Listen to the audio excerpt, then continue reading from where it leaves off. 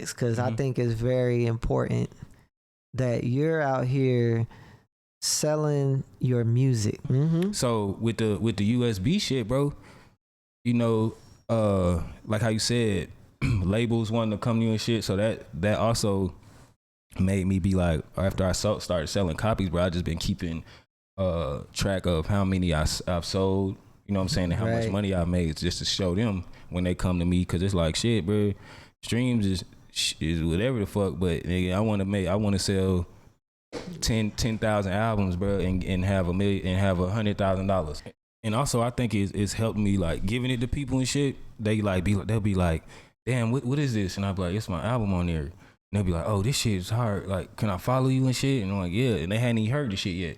But having the confidence to walk up to somebody and give them the shit, or the way I started selling it was like, when I was giving it to people, them motherfuckers was like, how much?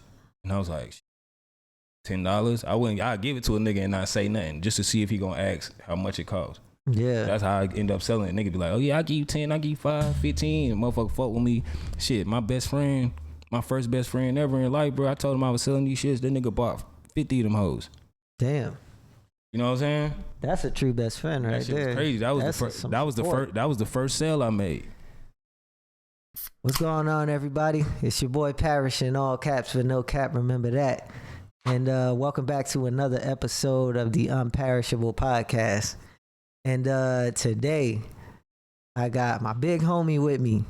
You know what I'm saying? We used to work together, and started chopping it up about music. And, we just been exchanging music back and forth, and he's got a new album coming out. You know what I'm saying? I've been listening to it, and I really like what I hear. I like the samples. I like the sound. You know what I'm saying? I'm digging that shit a lot. But, we gonna get into it, but we got my homie, COODIE Breeze in the building. Breeze, man. Some of y'all know me as Quint. Some of y'all still know me as Pyramid. Pyramid Quint. So that one is new to me. See, we want to go back. Any? We started. Yeah. So like, I guess so. So tell me how you even got into rapping. Like, how did this even start out? When did somebody be like, yo, this nigga got, potential, or was you just doing your own thing and like, I got this shit? Like, so I keep it well enough. Oh, okay. I said, my crew, I had a little crew at school, and they was all making music. And our high school split up into 2 middle schools. So I went to middle school and elementary school with all of them, but they knew each other. But they was like different from everybody at the school. And I hung out. I played football. They was like skaters and imagine around like the Lupe Fiasco era. Right. And when Kanye was wearing the big scarves. Oh, okay. Like that. So like they had that type of swag. Yeah. So they asked me to come and recite a rap, the rap that I had. And you still remember it? No. They let me in. So I had this little program, Music Maker, right? And my first song I recorded was Wiz Khalifa. Word. And everybody in the school was fucking with it. I was rapping about like all the neighborhood, all this shit. But nobody ever knew I rapped, but the song was crazy as fuck. And that's when everybody was like starting to smoke. This was before Kush and OJ, bro. Oh, word, yeah. So then the next song I did was it was rapping over Ain't No Fun If the Homies Can't Have None. I called it Ain't No Bud. But it was like the same shit. I was rapping kind of the same format. It was a key thing. And all my, like, Slim and them, Slim, we used to all be in the house, bro, and we'd be smoking and shit. I'd go to the room and wouldn't come out the room. Come in the room, I'd be writing in a notebook. No pen or pad or no. Just getting it done. So them dudes I was rapping with, posted.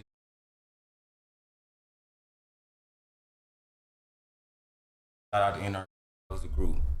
Right, that know that's how I was NRK to Pyramid. Pyramid Reacher. So that's where that Pyramid he put me from. on, and he was half of with Matt Martians from the internet. Yeah, so they had a whole little crew. So they moved to California, but they was posting my music on Our Future blogs. Oh, word? Yeah, so then that's how. So you really tapped in with Our Future in there? Nah. Like in the beginning. In the beginning, I was tapped in like through You know what I'm saying? You know, I call that shit 3 degrees of separation, whatever the hell. Like, you know what I'm saying? I knew them through people. Yeah. But the music was so good. You had people like, I had a song like, you know, people like Earl tweeted one of my songs, or I would see High G Beats or Left Brain somewhere. They knew who I was. Me and Mike G was really friends. His mama stayed by my mom and shit, so he used to come to the house and to hang out and shit, like, you know what I'm saying? Dope. And we did some songs together. But then that's when I was Pyramid Quince, and then I met I guess the last crew people would know me from messing with Awful Records. You know, Awful Records, right? And I had made the name switch to COODIE Breeze, kind of finding my character a little bit more and wanting to switch it up. So what caused the name switch? Like what? I got my heart broke. Oh shit, that'll do it. And COODIE Breeze was supposed to be like a defense mechanism, like this player dude. Okay, yeah. It was like bulletproof to the feelings and all this other shit. You know what I'm saying? That's where the character started to develop, right? Right. So like you could have got through the Pyramid Quince, but COODIE Breeze, you can't get through this nigga. You can't get through him, right? Yeah. So COODIE Breeze, you know what I'm saying? That shit started to pick up, and I was in a 2-man group called Freezer Mode. You know what I'm saying? Me and Louis Diamonds. And we dropped an album called Space Talk, and then I dropped one of my, I guess what people probably would call like my debut album. It was called The Moon Looking Fire Tonight, right? The Moon Looking Fire Tonight. So okay. So COODIE Breeze, and when we get to going talking about Blizzard and all that stuff, I'm obsessed with the snow because I was born on the first day of winter, the solstice. Oh, for real? And then I had The Moon Looking Fire Tonight, and I had another one called The Moon Looking Fire Again, right? And that was because I'm born on the full moon. Isn't that Christmas Day or around Christmas? Yeah, it's like 21st. That's the first day of winter. The solstice. That's the day everybody's supposed to get their powers. In 2020.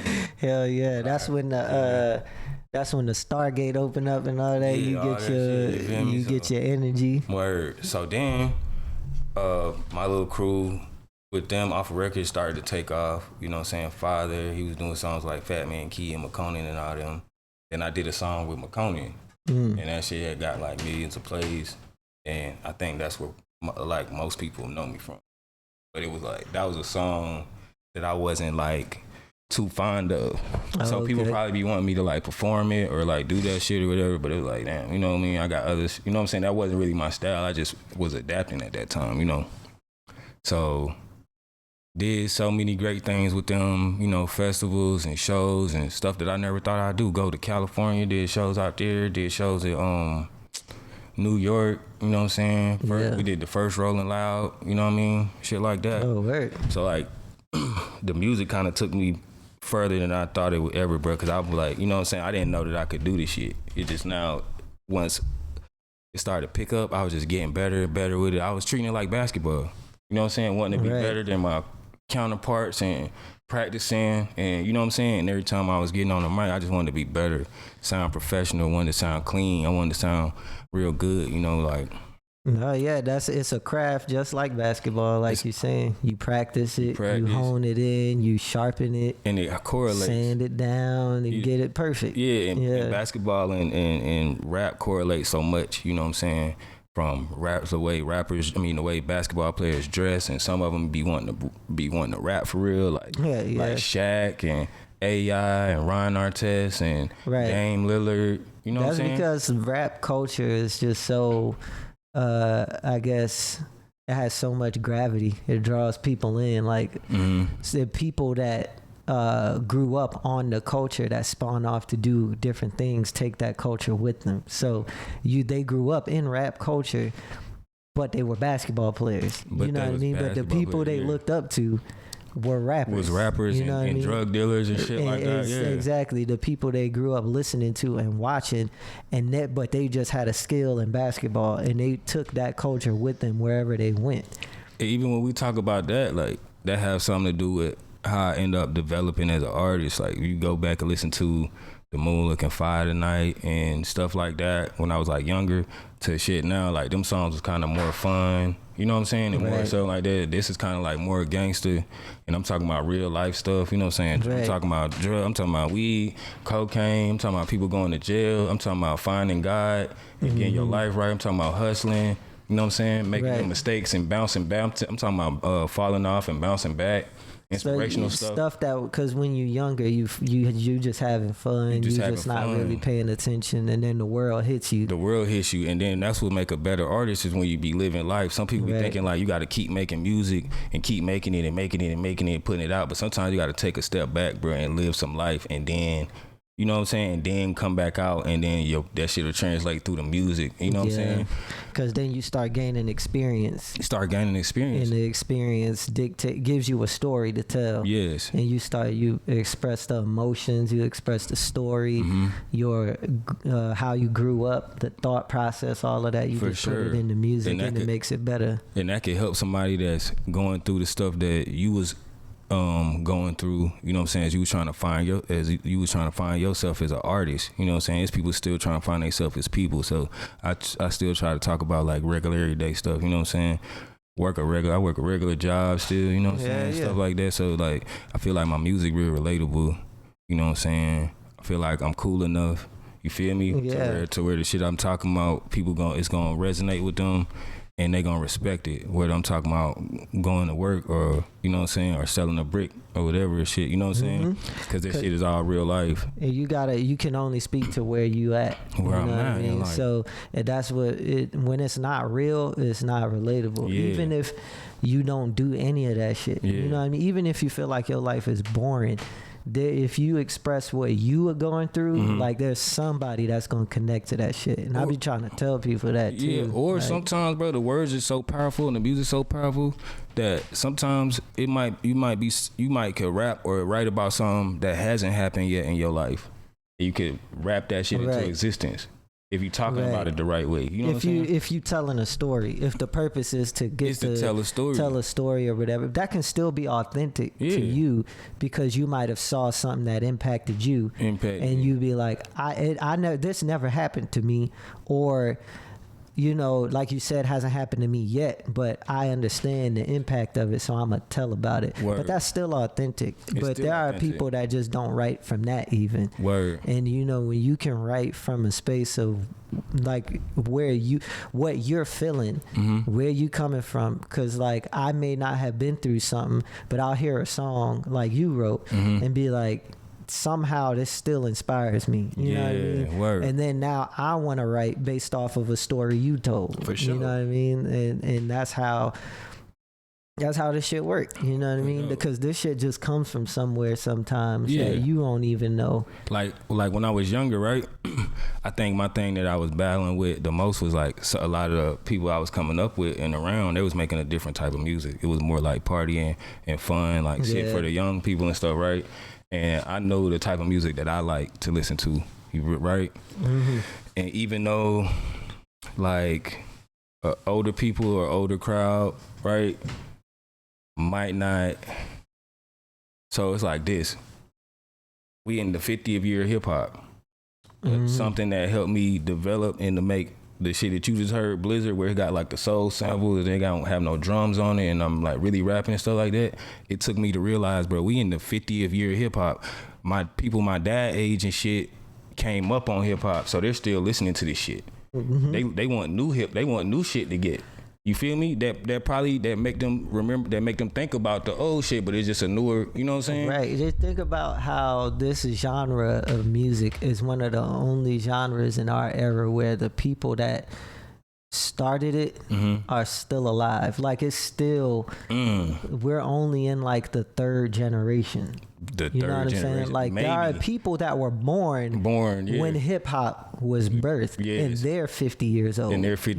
People like Snoop Dogg and JD and shit. People that was born in the late 70s when they was like. But then we talking about like people that started hip hop period, like people like Cool Herc and shit. Like they still alive, and you know what I'm saying? And Grandmaster Flash and we can look at the pioneers and look at them, bro. of hip hop. Like, we don't know the pioneers of jazz or the blues or country or, you know, most of the American folk music that started because it happened so long ago. All them niggas dead. It's long gone You know and what I shit. mean? You feel me? Yeah, but we can look at like the people that started hip hop and then the generation right under them. Yeah, we can still talk to them people. And like, that is ridiculous. What's more crazy though, you think about this, the generation before hip hop, you still got people interacting with them, like people like George Clinton. Exactly. Still coming out and he'll still be on somebody's album or helping them produce it, like, you know what I'm saying?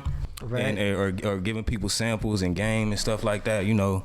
Because hip hop was like generated from all of those music styles, from the funk, from the soul, from the R&B, from jazz, the gospel, putting all of those things into samples, even from rock, like rock samples, and all of that, and then hip hop even helped revive careers of those people that had.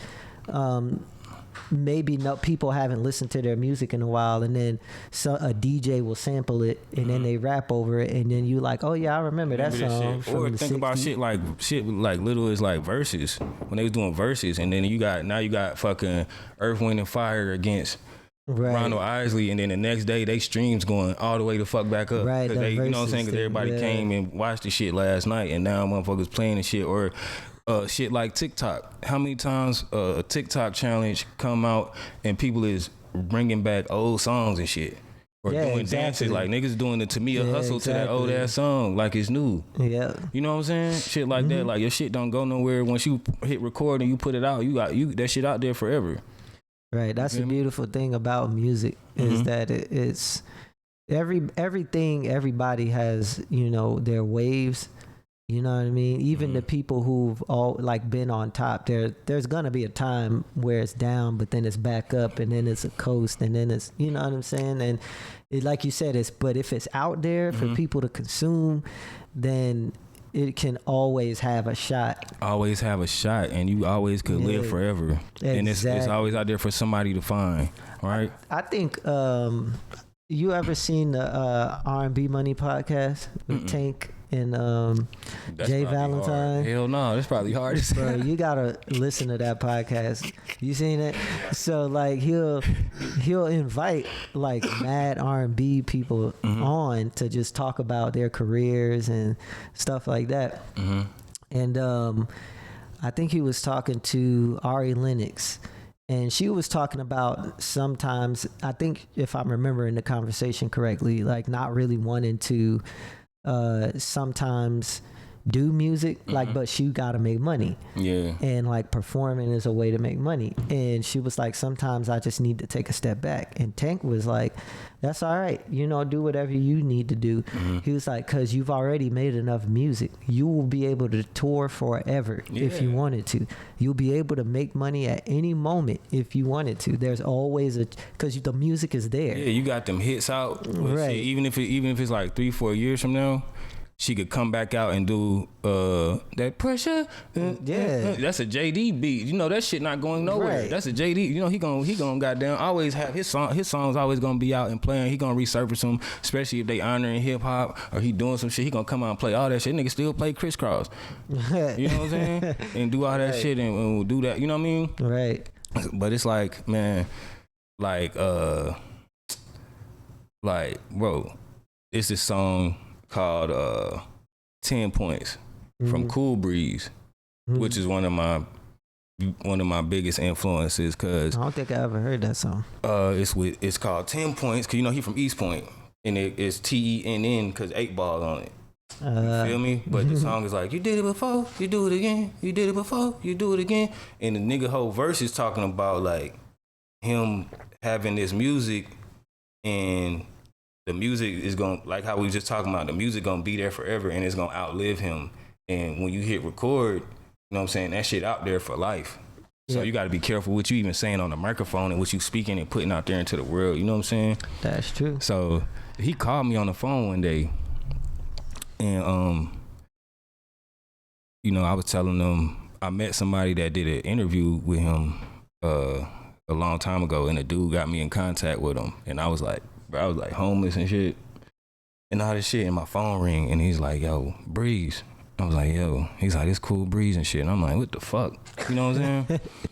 And he was just, I was telling him, because I did a tape called All Stale's Greatest Hits, where it's like the cover looked the same, and I'm in the car facing the same way and shit, but I just rapped on like 90s beats and shit. But he was kind of one of my biggest influence, because I feel like his role in the Dungeon family was similar to my role in them two crews that I was with, like with NRK and Off of Records. Like everybody else had a sound that was different and experimental and stuff like that, and my shit was just like kind of more street and more, what's it called, like, you know, dirty. Cool Breeze did that song, which y'all really know about the dirty side. Yeah, you feel me? It's kind of the same story and shit, like how the song I was talking about, what I did with Bro, that got millions of plays and shit, right? Yeah. So the nigga was telling me he didn't want to get on the song. I ain't gonna say his name again, but he was telling me he was telling me he didn't want to do a song together. You know what I'm saying? Yeah. And I went in the room and did a verse, and I leave to go get my sister, and then the next day the song is out, and then my other partner, Archibald Slim, shout out to Archie. You know what I'm saying? Archie. He got on the song, and then bruh did the hook, and then it was like his song. Featuring me, but I come on the first verse before the hook drop, so it start with me, woo woo, right? Right. Cool Breeze tells this story similar to that shit. Like, he had Dirty South, he had the first verse and the hook and shit, and he played it, he left it at the studio, and then Big Gip and Big Boy get on that motherfucker. For real. And Timo Goody, the Goody Mob gets on it, and then Big Boy get on it. And I don't think he really fucked with it like that. He ain't fuck with that. And then I think he was saying like Gip was like going out and like doing the song like on his own shows and shit like that. He was like, yeah, I'm from an area where you like, you don't do shit like that. Woo. But it's like he got a classic album, created one of the most iconic terms in hip hop, the Dirty South. They wasn't calling it that shit before he was saying it. You know what I'm saying? He created that term. You feel what I'm saying? And you know what I'm saying? It's like he don't get the credit of Big Boy, a CeeLo Green, or Andre, or even Gip. You feel me? He don't get the credit as them, but to me, he was one of the hardest ones in the fact that he did what he had to do and let it be that. You know what I'm saying? It was never nothing more. It was never about nothing more or less than the music and shit. You feel me? That shit really, you know what I'm saying, inspired me to keep going. Cause the money and shit, that shit always gonna be there. But you gotta put, you know what I'm saying, put in the work and have a solid project, you know what I'm saying, that's easy on the ear, goddamn damn near psychologically, where it's like everything so well put together, it just sound good. No matter what you saying, people gonna wanna hear it. You know what I'm saying? No matter what the words is, the melody and the flow is going with the beat and shit like that, you know what I'm saying? Like, I can't stand when it be like a whole bunch of shit going on a song. Like, that shit made me want to turn some R&B on. Nah, I'm with that. I'm definitely like a do what's necessary kind of artist. You know what I mean? I don't want to do too much with the music. Word. You gotta let each part speak for itself. Come on. You know what I mean? You can't just dump a bunch of shit. Like, even when I'm creating music, like if I'm making a beat or something, I'll like do a bunch of stuff, you know, I try not to think too much about it, just add something. Okay, I hear another thing, add it. And then I get to a point where it's like, all right, I got like 7 instruments going on. Let me take some of this shit now, out. Yeah, let me remove something. Let me switch this out with that. Or instead of taking it out altogether, let me just put it in one part where one little thing does something. And then, you know, like maybe have one part where there's a little bit more going on and then strip the rest back. But you don't really want too much going on. Like, I'm definitely like streamline, let the words speak, let the melody speak, let the instrument speak, let the beat speak, and then like that's the song. Word. And let each part play its part and give room for everything to, you know, be able to do what it do. Word. I think this like the first time in a couple projects that I did the whole project with one producer. IRL Cannon, shout out to Cannon. You know, shout out to Cannon, shout out to Muggy, shout out to the whole camp. I can hear that. Everybody. I can hear the sound of the one, you know, influence, which makes it more cohesive. So I like that. So it's like, with this, we was talking, and I was like, yo, I'm gonna call this shit Blizzard. Cause now, like I said, growing up, now, you know what I'm saying, everybody knew Pyramid Quince, the Coodie Breeze. Now I have to up the character again, like up his, you know what I'm saying? Yeah. The way people look at him, what he talking about and shit, you know what I'm saying? You always gotta develop. So now it's like, when I leave from doing the fun smoking shit or the little jazzy smooth shit, and now it's like more of a gangster album for real. You know what I'm saying? Now that's Blizzard. So I go get the Juice, like go chop shit up from Juice, where he like, hey yo, Q. I was just about to ask you about that. And then Rosalind come on, and then the next song Unmatched, where they like where Q sees Blizzard at the store. Yeah, like, yeah. Then Blizzard robbed the bitch, and if you let that shit play, it's the part where they leave the store, and then Bishop trying to go back in, and Raheem stop him. So it's supposed to be like, you know, I'm supposed to be Blizzard, Q, and Quince. It's like a triple Blizzard, Q, and Coodie. It's like a triple entendre. Okay. So I'm Blizzard, Q, and Bishop. Yeah. From the movie, all of them, because the next song, Cartagena, Fat Joe, you know what I'm saying, named after him, Joseph Cartagena. The next song after that, it has the little Tupac shit after he gets shot, like the little interview after he gets shot. You know what I'm saying? So it's like I just try to do something like that, and it shit really sound well, bro. This shit like the best album I ever did. Like I'm feeling great about it. After this one, we have I have another album coming out of collaboration with Archibald Slim. He produced the whole thing. We co-wrote it, and that one sound even better than this one. I'm kind of excited about it. It has more like So you already working on it? Yeah, nah, that shit done. Oh. Yeah, we just like focusing on like the rollout and all that stuff now for both of the projects and stuff. You know, I like that. You just like stack up all this music. Up. We was making music with all these songs that we dropping right now, bro. We was making these shits at the end of last year, and we just was going every day and you know what I'm saying, and just building on stuff like. I never have no direction I'm going when I'm making some shit. I just make the first 3 songs, and then I have like 3-4 songs, right? Mm-hmm. As I'm listening to them songs, now when I'm living life and shit, I'm listening to people talk and other shit, like people talking to me. That's how I figure out what I'm gonna call the album. Like when I said the moon looking, when I named my shit the moon looking fire tonight, right? Nigga, me and my other cousin was just riding down the street one day, bro, going to get some weed, nigga, and the moon was full. That nigga said, moon looking fire tonight. And I ain't never heard, you know what I'm saying? And it's like, this ain't Slim, this my other cousin, you know, Rencio and shit. You know, love nigga, bro. So I'm like, this nigga looking at the moon. You know what I'm saying? I'm like, damn, the moon really looking fire for this nigga to look up at that bitch while he driving and be like, the moon looking fire tonight. Right. You know what I'm saying? That's not even his character. When a hood nigga really be starting to get into the... when they finally got a moment to just relax and they look up at the moon, they be like, damn. I was like, damn, the moon looking fire tonight. So nigga, I could not wait to get home. Right. I had to write that shit down on my phone. Like, damn, the moon looking fire tonight. And I built off of that. And then I did the intro track. Called it that. You know what I'm saying? Mm-hmm. I do shit like that. You know what I'm saying? With this one, Rosalind, I think Rosalind was the first song I recorded for it. And also, a lot of times too, I give people this shit too. A lot of times, bro, I just leave the order of the songs. A lot of times, I just leave them in the order that you recorded them in. That could work. Because I try to build it like a story. Right. Like even my whole rap career, bro, I think the way that I keep going to making shit and staying inspired and shit is like, I am Coodie Breeze. You call me Coodie Breeze because I'm the artist, but Coodie Breeze is like this person that's not real. Like I'm telling the real, I'm like damn near like telling you a movie or a book. You can go listen back to all of my shit and you just seeing him develop and grow as a person and go through these different things and shit like that. You know what I'm saying? And I'm just, so on the next shit after Blizzard and Show 'Em How You Shine, I'm just going to pick up from there.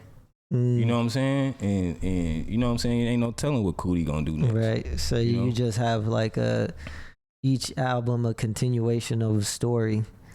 Cause like, I mean, I guess as artists, like we're never giving everybody, all of us, like you said, it's a part of, it's another person really, you know what I mean? That like we're giving people and telling a part of a story. Maybe a person that we wish we was, maybe a person like, I don't know, bro. The shit real crazy. Cause then it'd be like, You know what I'm saying? I'm just me, and then some motherfucker might meet me and be flipping out like, oh shit, Coodie Brave. I'm like, hey nigga, I'm finna go to work in a minute.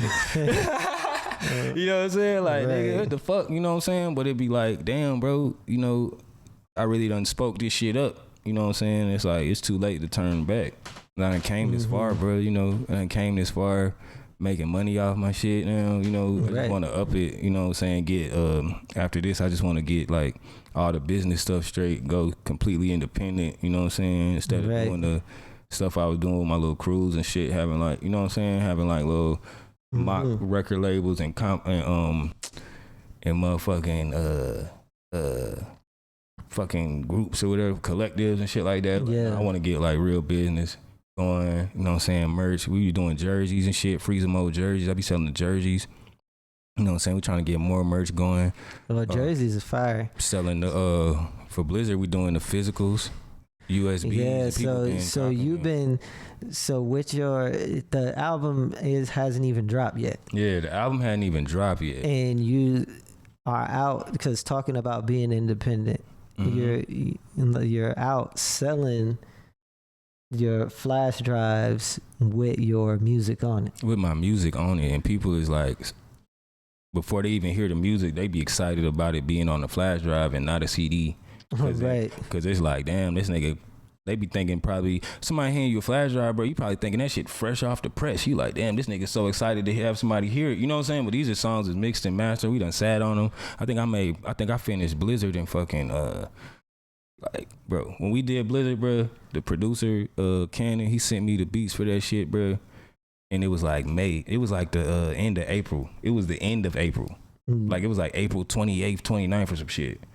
And I said, nigga, I'm gonna finish this shit before May. Over with. And he was like, what? And then by the time May was over with, we probably needed like one more song. I think we only did one more song because we did one more song because we never recorded any in the studio together. So when he came over one day, we was mixing this shit. The last one, he was like, bro, let's do one right now because we ain't never did one together. Then I did Run and Shoot. You know what I'm saying? At the very end, that was the last song. That's why it's the last song. That was the last one I did. Like I said, I keep everything in order. You know what I'm saying? My favorite song on there is Money Green. I'm the one that keep the team together like I'm Draymond. With me and my boy CDZ, we going back and forth, you know. Yeah. So CDZ, that's my boy Blue. We been rapping together for a minute, you know what I'm saying? He was like a cousin of one of my crews. You feel me? He wasn't in the crew, but everybody rocked with him. He always was doing his own thing. You know what I'm saying? So yeah, I like it when people talk about, the artists talk about their favorite songs.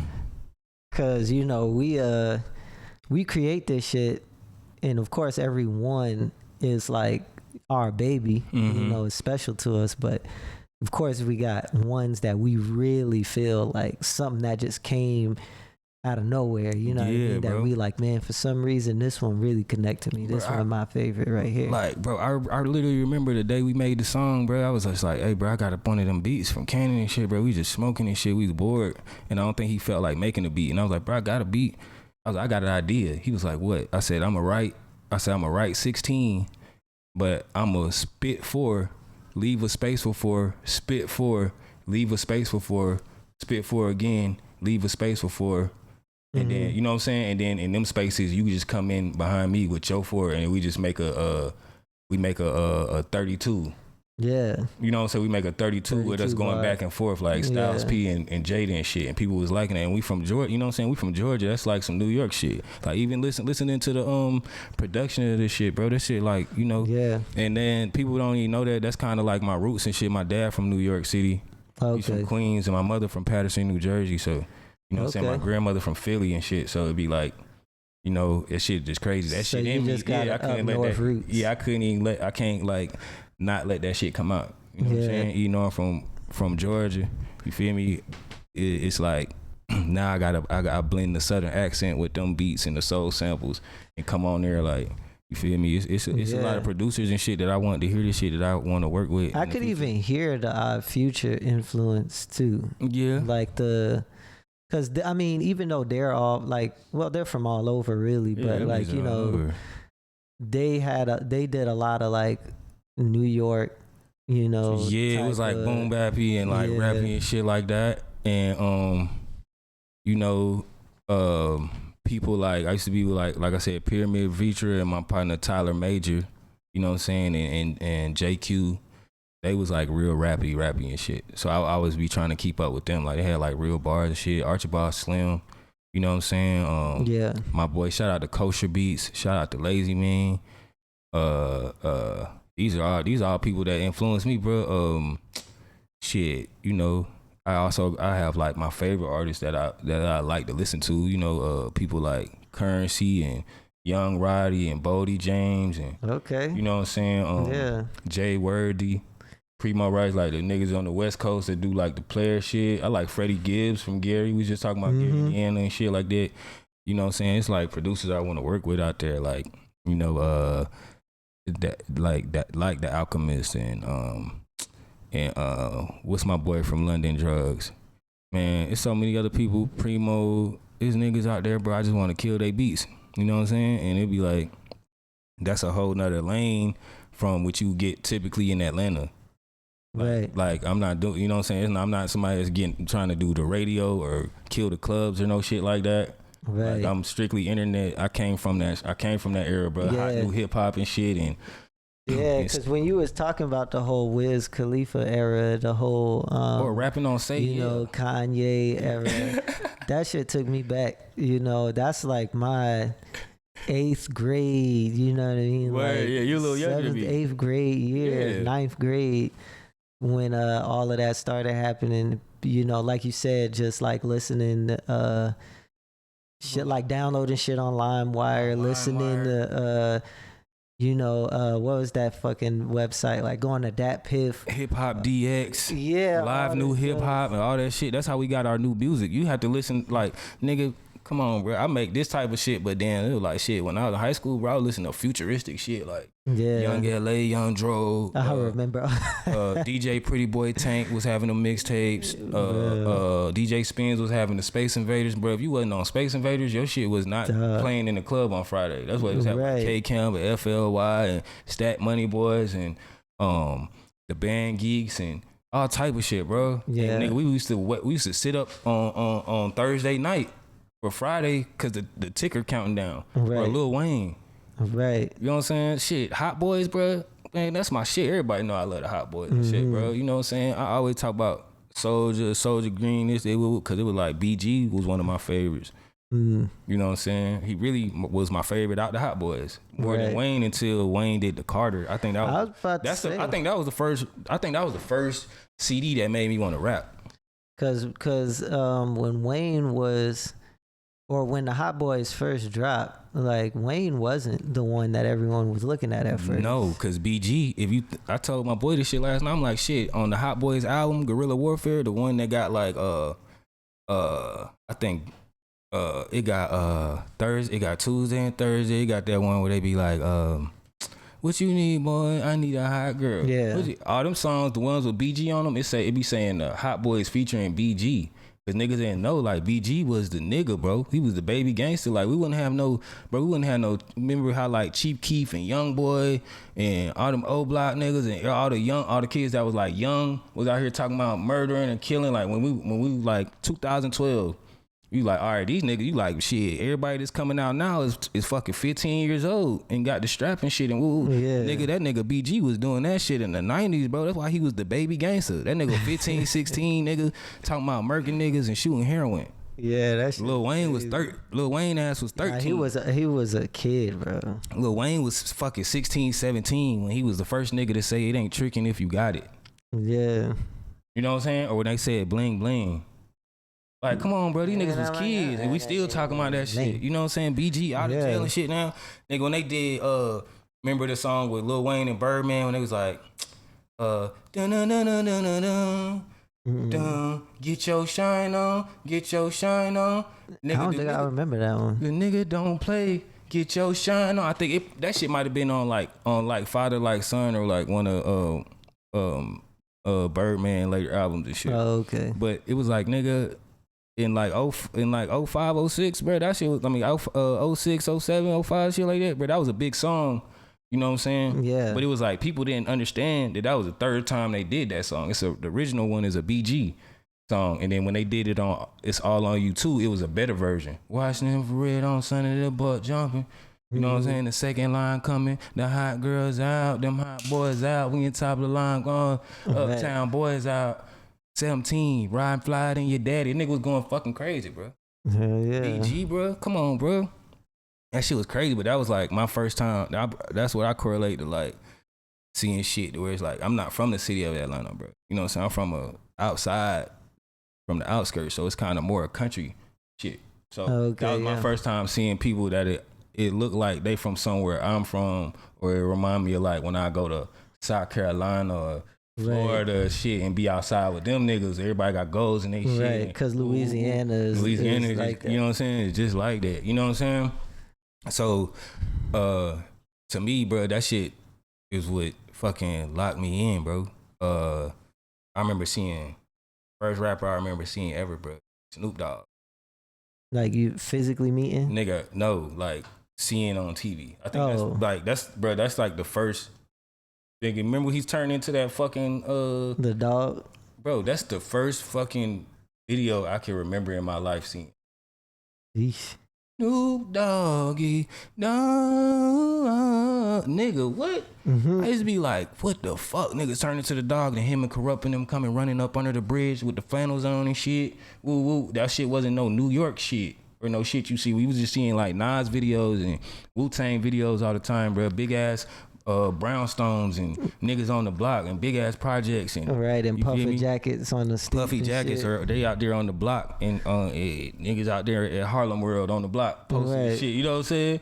Mace was one of my influences coming up too. I think that's where I get the laid back shit and like where I want my voice to sit at. Yeah. I really liked that nigga when I was young, but when you tell an older nigga you like Mace, they be like trying to crack jokes on you and shit. For real? Yeah, you know. Because Mace was fire. But on his fucking album cover when he was doing the fucking, what's it called? He had the Harlem World tattoo. That nigga had on that Diddy lip gloss. Oh no, let's not start with Diddy stuff already. There you go, shut us down. But nah, you feel me though? In mad trouble right now. Where, you know what I'm saying? That's where.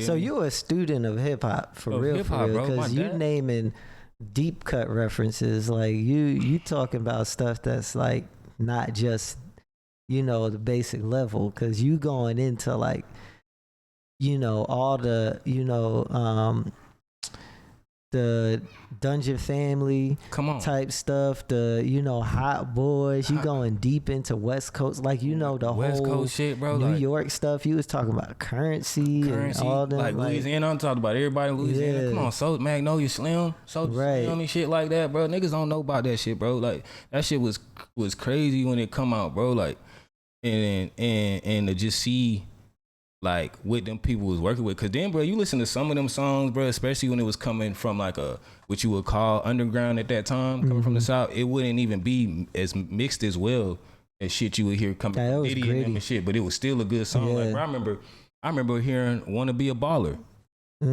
by Lil Troy and Young Star, and them and shit, bro, and goddamn, like playing that shit in the car the other day. I'm like, damn, this shit not even as loud as it should be, but this shit riding like, you know what I mean? Yeah, back then though, like most stuff was mixed different. Like, you know, nowadays, especially once we hit the digital era, like everything has to be like compressed hard and limited really hard, and they try to put it to the loudest it can be without being distorted to compete. But back then, different songs had different feelings, so they had different dynamics, and some dynamics would be high, some would be low. You know what I mean? Like each album is gonna have a different type, but nowadays, because everybody's trying to compete, so like one person shit sound, it started on the radio, one person shit is sounding loud and hitting, so then the next song is low, then people started being like, fuck that, my shit gotta be as loud as his. So they can request my shit on the radio. They been playing goddamn you know what I'm saying? Yeah, exactly. And then they been playing Ludacris all day on this bitch. We gotta turn it up, And then when you get to the strip clubs and the you know shit like that, and your shit not smacking, then you know. So then I feel like right now we've gone like so fucking loud. Like, you know, when we look at our waveforms, that should be looking like a fucking, brick. Mhm. You know what I mean? Like, you can't really see the dynamics. But I think people are starting to like pull that back a bit, Mhm. and be like, okay, well, let's have a little more dynamic range. Yeah, Some shit be quieter, some shit be louder, and it depends on the emotion of the song. Yeah. But most shit, yeah, you're right. Like, People- most shit be used to like smack like hard, and then you, like you said, listening to that the song you Shit just now, want to yeah. be about. That's what you Yeah. said. That song, like, it wasn't as loud. Yeah. But you still get the feeling, The because feeling I of like that that song too. Like, Word, that's a yeah. riding song. Like, I remember being 6 years old, bro, playing football and riding home with my coach and his son. They like, and that shit come on, we back there rapping that bit. He like, bro, what the fuck? What y'all know about that? Right. It's like, damn, we was kids, bro. We do that. That shit was a good song. But there was other shit that was out then, bro. But we was like, nigga, this shit a good song. Yeah. Like, kids don't lie. They go with what feel good. and shit, you know what I'm saying? Everybody rely too much on the 808 now. Mm-hmm. My shit don't got that Blizzard, that shit don't got no 808s. That shit ain't got no drums damn near. You know what I'm saying? Right. So I used to like shit like so I think that come from liking shit like Do or Die. Chicago group. Remember do you wanna ride in the backseat of my caddy and chop it up with Do or Die? You know what I'm talking about? No, I never heard that song. Bro. Or goddamn, will you smoking right with a player like me and you? I'm finna keep going till you get one, bro. They had a song with Kanye West in like 03. They was like, he said that shit that was like, higher, can't take another puff. Damn. Cause your love got me high enough, bro. Either way, nigga, when they was rapping, bro, the shit was fucking all R&B beats. Right. And then their hooks, they would come with like, they was from that era where like they'll have a nigga on the hook that like nobody know.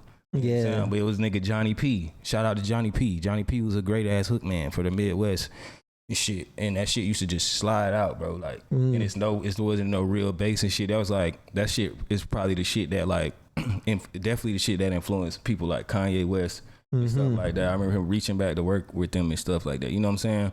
All the West Coast people, they'll get on some shit where it's like some funky shit where it got the little kick, where it's like the little bounce shit on the West Coast. And then when the hook come, it got like a little soul sample or some shit. Right. And that's, you know what I'm saying? They'll rap, they'll be on some funky shit. Because they would mix that P-Funk in with like you said, some type of soul or jazz sample. And then they called it G-Funk. G-Funk. Come on, Nate Dogg. That's that one West of my Coast, influences. yeah. Nate Dogg, bro, the G-Funk. That nigga said G is for the gang of money I made. F is for the gang of fools I break. U is for the undisputed champ. N is cause you never gonna get the mic back. K is for them niggas that I knock on they ass. Damn, it feels good to see Long Beach on the map. Nigga, Snoop produced that one. See, like I said, you a student of hip hop. Fucking game. You just know so much. You know so much from, like I said, from every region, and almost every era too. Like because you was talking about, you was even talking about. From the beginning with Cool Herc and them too. With So them niggas and shit like that, bro. Them motherfuckers. You know the history. Furious 5, nigga. Who's one of my favorite older niggas, bro? I like niggas like, damn, I'm about to be sounding real old, bro. Just a disclaimer, I was born in 91. I'm not that old, but so I'm finna tell him, bro, Slick Rick. Nah, Slick Rick was dope as hell though. Bro, that nigga kinda like, when he came, I think you could kinda say that's when flow changed in hip hop. Him and Nas. and Rakim. I think Rakim changed a lot of the flow because everybody had the chop, you know, like that do.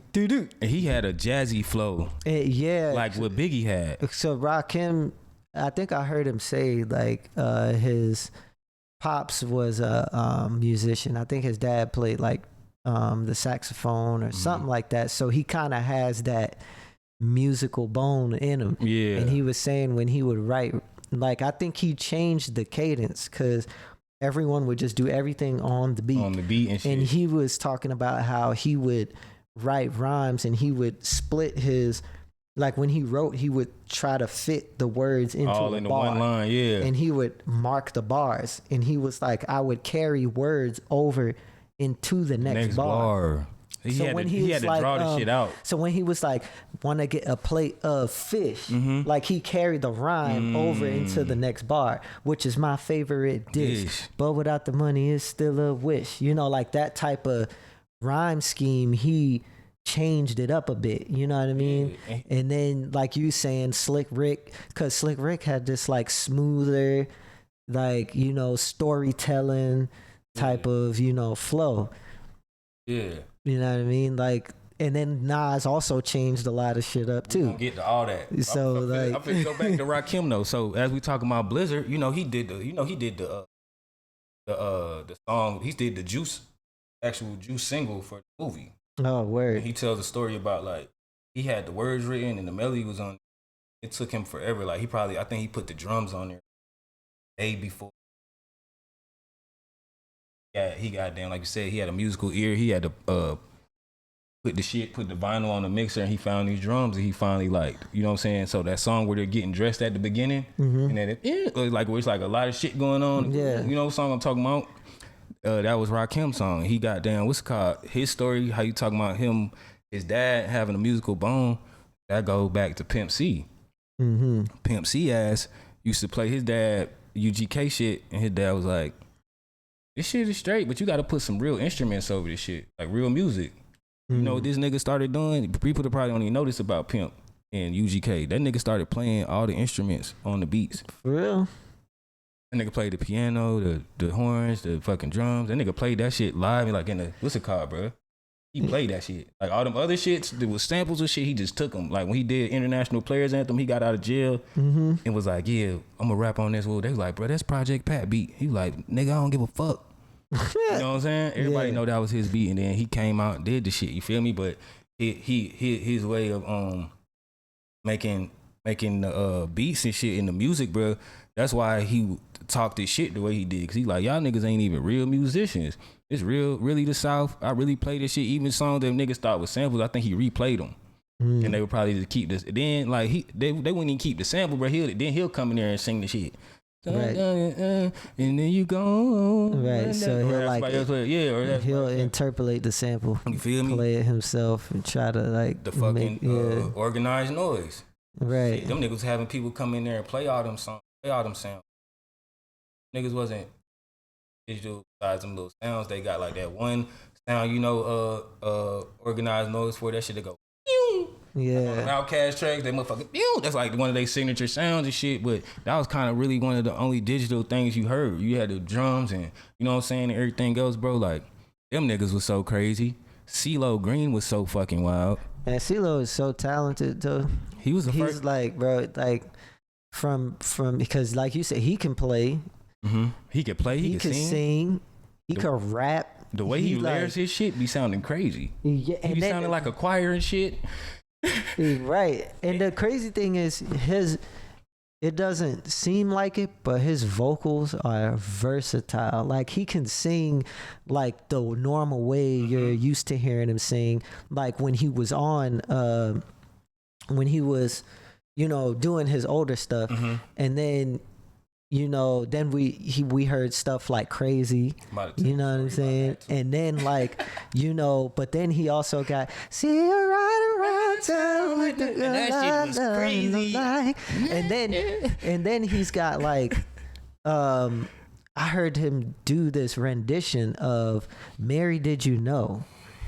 And his vocals on it is just like, he can pull the emotion out of that shit, from bro. Like the depths of his stomach. Exactly. He's like, Mary, did you know? You hear like your baby boy, and he's like, it's like a real like theatrical voice that he pulled out. It's not like the normal. So he is versatile. He is extremely talented, and people don't really know. This nigga CeeLo, if you listen to that shit, like people that's from Atlanta, when they play the little rap that it's 6 o'clock, turn to Gray Street, and that nigga like, 112 at Atlanta Live, kept Atlanta Live. Ooh. And that nigga say this line about, he said, ain't even know CeeLo was supposed to been in Outkast. Woo woo. When they did Get Up, Get Out, or Get Something, that was CeeLo's first verse. For real? And that's when Source used to give out microphone. They used to give out, so they, of course they used to give out the 5 mics. And shit for the album, but they used to do this shit called Verse of the Month. And he was the first rapper to get Verse of the Month off his first verse. You feel me? He was real talented. I forgot about that song. You see what I'm saying? Get up. And they said, I don't recall ever graduating at all. Yeah. You know what I'm saying? It was like, damn, that song still hit hard as fuck. Cause it was like, nigga, you was talking about some real shit. Laying around, living life like a bum. You know what I'm saying? That was different from what you was hearing. Cause we was hearing goddamn. But that's when the rap was kind of getting more flashier. You was having Biggie and them getting money. You know what I'm saying? You was having Death Row getting money and shit. Like, you had the Jiggy era. You had the Jiggy era shit. Yeah. But then I seen Big Gip tell his story about Crazy. They was working on another Goodie Mob album, nigga, and somebody sent CeeLo the beat for Crazy, bro. And this nigga goes in the other room, bro. Bruh, this nigga goes in the other room, bruh. No pen, no paper, bruh. Just sings that shit and sends it to the nigga. Damn. The next day he sends it back because I think it was like somebody like in Europe or something, bruh, that made it for him. Cause that's when he did the Gnarls Barkley nigga album. The next day, bruh, that nigga Gipp said he said from that next day, he said, nigga, it was 10 years the next time I seen CeeLo.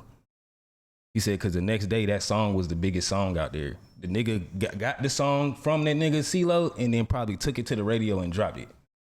And it was the biggest song. And he was like, nigga, we never seen that nigga again. Like, that song is still one of the biggest songs. Because, like, I was just talking to one of my homies that I shout out to my nigga Joel. I just did a podcast with him. And he has this event space that he built in his basement, and we be, doing jam sessions and performances and stuff.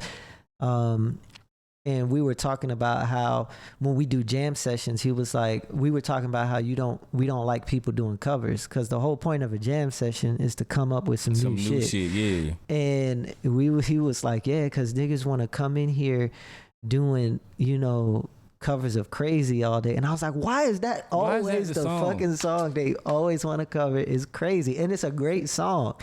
But that's the reason why. It's because the song is so fucking good. Everybody want to cover Crazy. Why at karaoke white dudes always want to do Purple Rain? They be like, Purple Rain, Purple Rain. You be like, damn, nigga. We just went to this karaoke like last week. You ever been to that place Moondogs? Yes, nigga. That shit was fun as fuck. I ain't even gonna lie, but yeah, them white people was in there, bro. Because I usually will do "Kiss" by Prince. I did that, and all the white people in there was going fucking crazy for that song. Like they love some Prince, dog. They like when I come on karaoke and do the song. Shout out to Cisco. Oh yeah, they come on. They was like, I told him, I said, introduce me as the bald head Cisco. He was like, up next we got the bald head Cisco, and I had just did Go DJ. People was trying to get the mic out. They was like, bro, get this drunk ass nigga. He said, but I'm the bald headed Cisco, so it's my turn. Word, bro. But yeah, I almost did Tell Me with Drew Hill.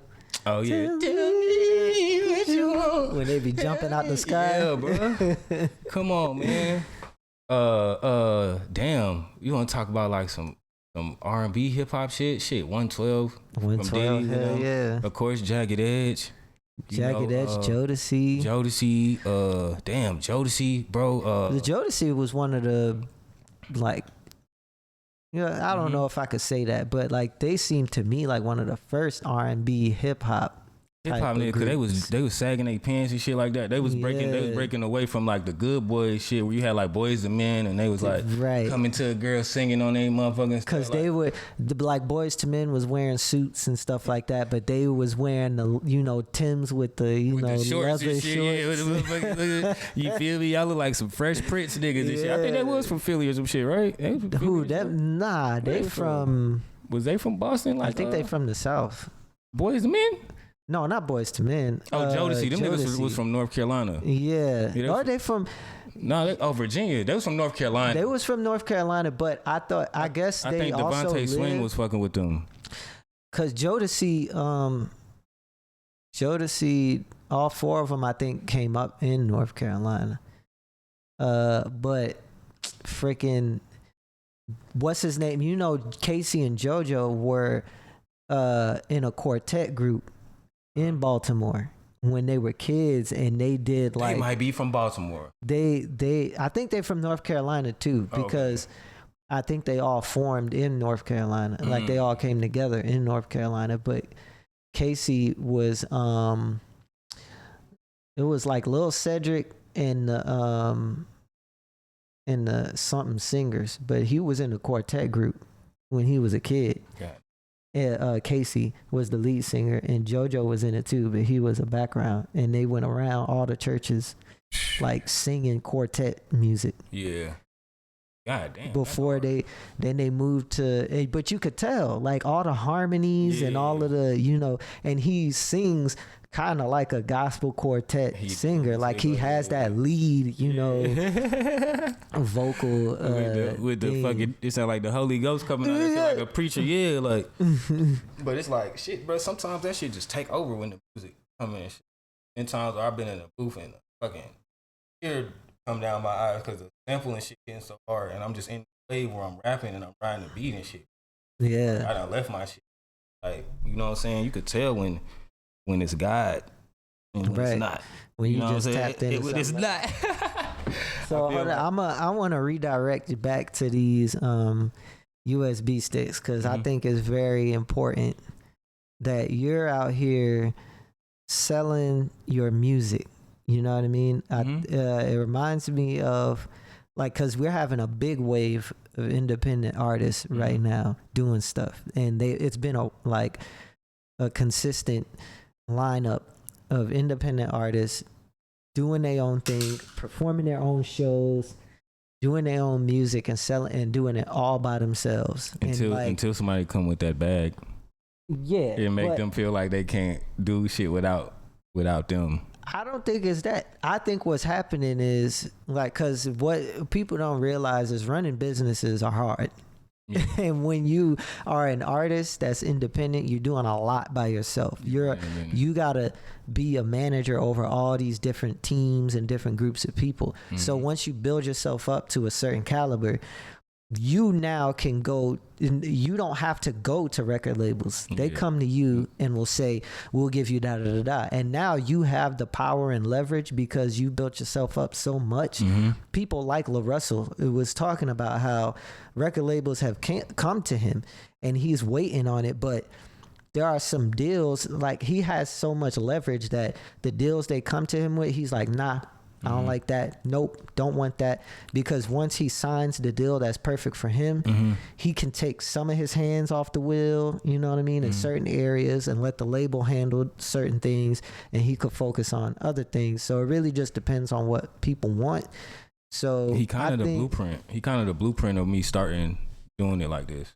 For real. Yeah, so I see him a lot, and him popping up on my timeline without following him and stuff like that. And you start to see other people, you know what I'm saying, fall in line and do the same thing, shooting content and paying for ads, and you know what I'm saying, shit as little as like shooting 8 bars, bro. Like somebody got a camera, bro, you shooting 8 bars and then the words come up on the screen and shit. Yeah. You know what I'm saying? You do it different locations. Remember the shit, the Flyana Boss Girls, and they was running through the Google office. They shot 12 versions of that song, and then Missy come and get them.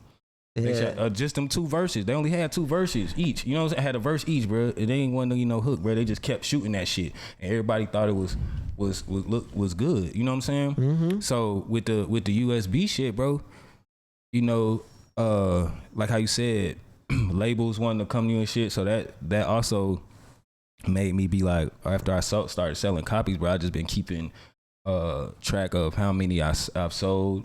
You know what I'm saying? And how much money I made, just to show them when they come to me, because it's like, shit, bro, streams is whatever the fuck, but nigga, I want to sell 10,000 albums, bro, and have $100,000. Right, because data is important in this day and age too. So if you are selling something and you got the data of what you've done, you definitely can, because you can go to promoters. Yo, like you said, my streams ain't looking too hot, but look, I did this much in sales of my CD, of my flash drives, this much in sales of merch, and I did these many shows and sold this many tickets, and I got the data to show you. For sure. You know what I mean? Like you help with your leverage when you collect all the shit you've been doing, like you said. So that's like majorly important.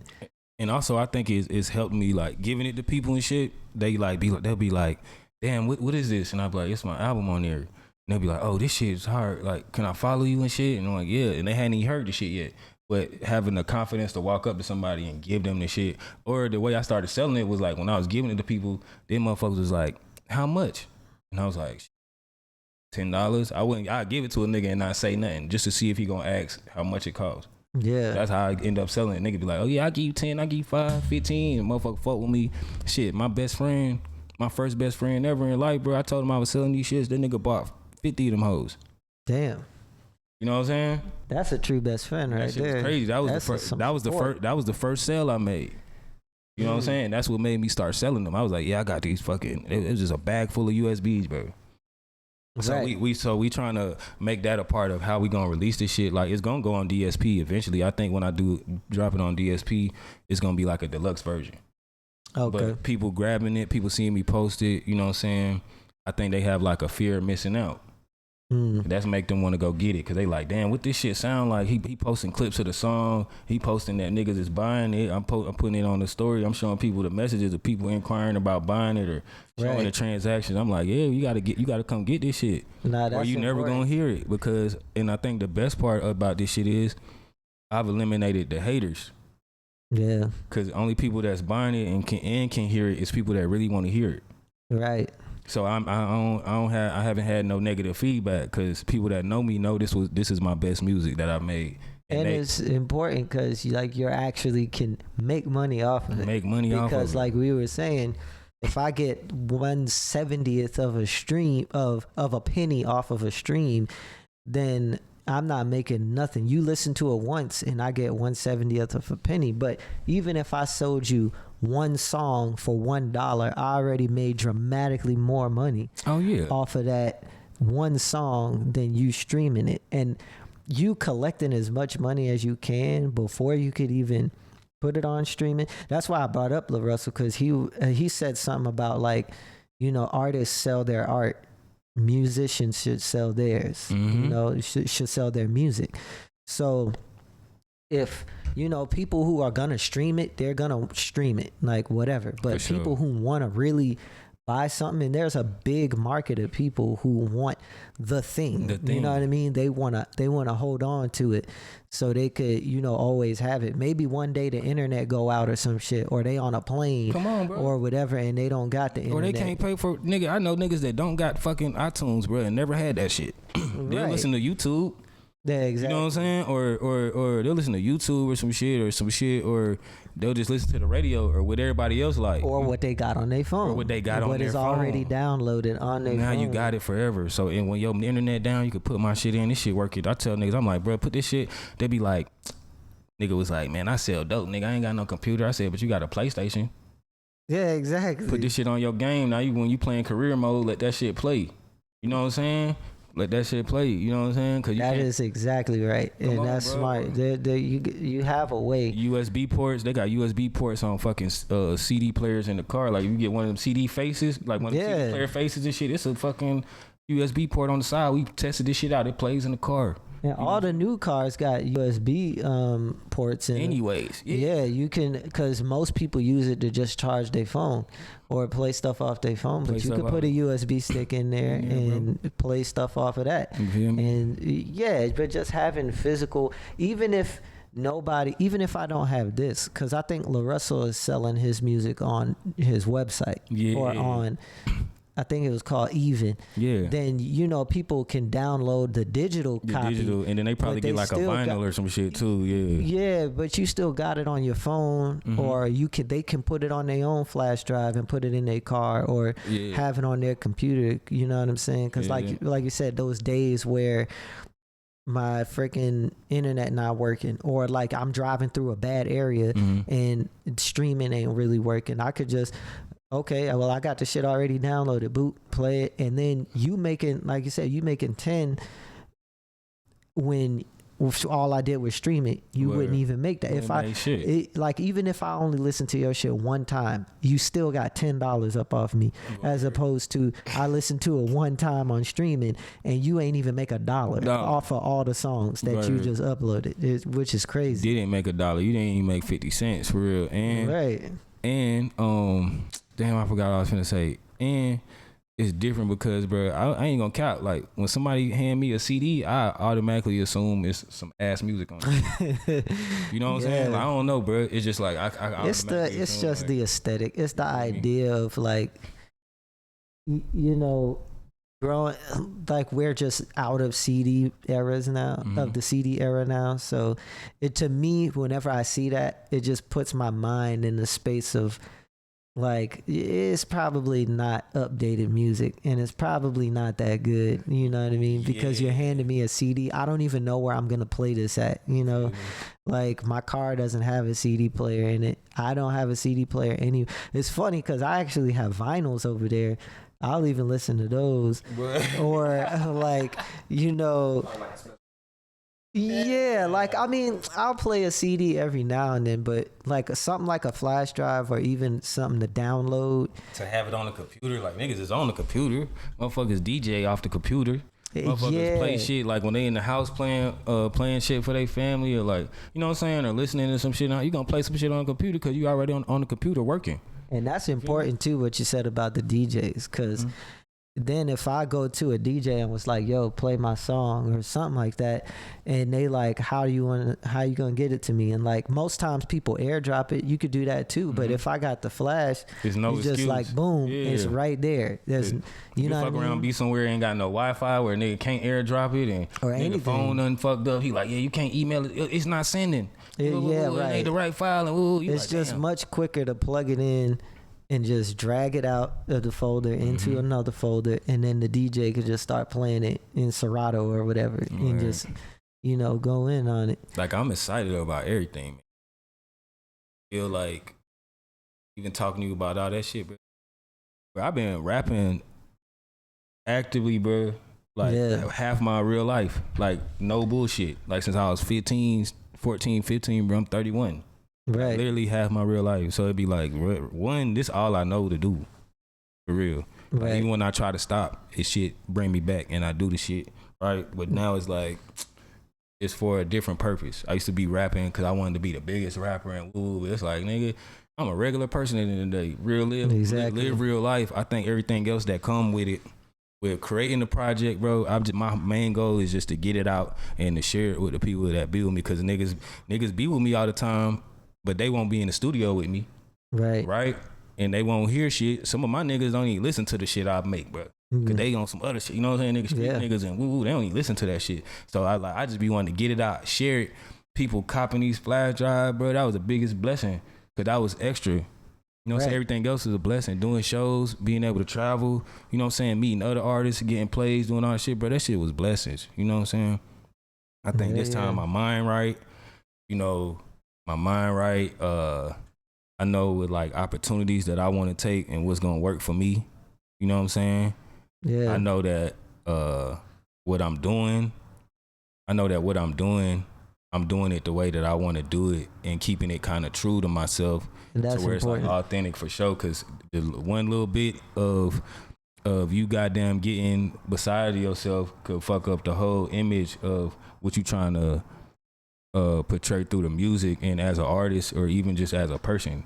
You feel what I'm saying? And it'll make somebody digest the music different or look at you different for what you know what I'm saying, for what you know what I'm saying, when they see what you stand on as an artist and what you really doing it for.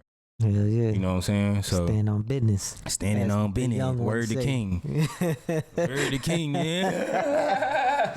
Business. I think they spell it B-I-N-I-Z. Yeah. Business, yeah. I've been standing on business. They say you can't do nothing with me. Dog. I was like, why are you even trying this right now? Trying your daddy, nigga. That nigga a 12-time felon. You ain't. Everybody had a flashback. That nigga beat you. My situation. Right. That nigga like Evan Ross. But especially Especially not that nigga though. Like you know where you grew up at, and you know where your daddy grew up at. You talking about? Do you want to go to the trap, nigga? Do you want to go to your daddy trap? They finna build that. Your daddy about to open a trap back where the trap was. He can't even take you to the trap no more because that was a whole different type of thing. After that video, because that nigga said, I'll be outside. After that video, that nigga was not outside. Nigga was not outside because every nigga on the block would have been like, I seen what your daddy did to you, yeah, nigga. You was talking all that good shit. He gonna give you a fucking wedgie. You come over here with that bullshit, nigga. They gonna bully his ass. But then it's like, I think he just nigga got a little defense mechanism because of how he did grow up. Maybe he, you know what I'm saying? Maybe he is the way that he is, bro. You know what I'm saying? And people people tell him he don't gotta be like that and shit, and it's just his whole other thing, bro. You don't got shit to prove to nobody though. Yeah. Like you could be tough without being that. Nigga, like you don't like. There's mad niggas that's not from the hood that ain't no bitch. You know what I mean? No bitch. You don't gotta be that to be, you know. It just don't make sense to me. Just, you know, you don't got shit to prove. Just keep doing your fucking thing and people gonna see. Word. That's it. If niggas know you, you know what I'm saying? Like, I'm not a thug. Mm-hmm. I grew up around them. I grew up in the hood, but all niggas knew like, nah, you know, P ain't really trying to be on that shit, but they respected me. You know what I mean? Like, cause I'm gonna do my own thing. Stay in your lane. Yeah, and as long as, like I said, like I'm not a bitch. Yeah, niggas will come if somebody try to, and I'll be like, yo, I'm gonna stand my ground. Yeah. You know what I mean? And they'll be like, all right, you know, he ain't no bitch though, neither. So it's just, you don't gotta be that. I think with hip hop, bro, I think that's a problem in hip hop right now. Yeah, like niggas gotta prove it and gotta prove back up the shit rap about. I be looking at like, nigga, damned up some money, got a little crew of niggas scrambled together. Now that y'all want to be around, you know what I'm saying? You probably the only one with some money. The rest of them broke, smoking off you. You know what I'm saying? Yeah. And then y'all got some guns. And now you outside, don't even know how to use the guns, but goddamn, somebody done said something about you on the record. Sometimes these niggas don't even be saying shit about each other on the record, bro. No. I be seeing shit, I be like, damn, when the fuck these little niggas start beefing? Like, you know what I'm saying? And then it be over some... It'd be over some shit. Nigga, I was the first nigga to goddamn say poopy doo.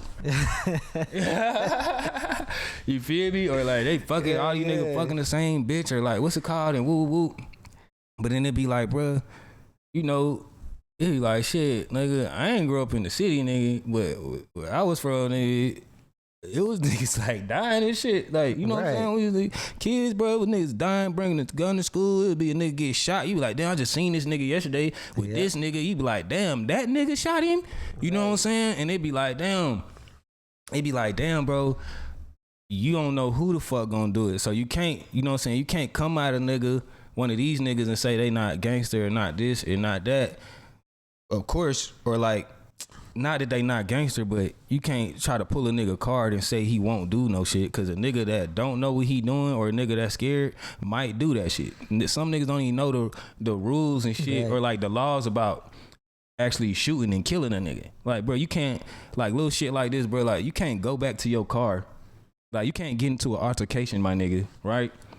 Go to your car and get the gun, even no matter what the fuck is happening, bro. That nigga got a gun and everything. You can't go back to your car, get your gun, and drop this nigga. No, because then that's... The police gonna be like, well, nigga, why the fuck you ain't go home? If you went all the way to the car, bro, that's what the prosecutor gonna say. Homicide. Now you go on a homicide, nigga. Even if you thought you was defending yourself. Nope. Or goddamn, woo woo. Forensics say, goddamn, when you deaded him, his back was turned. He was running away.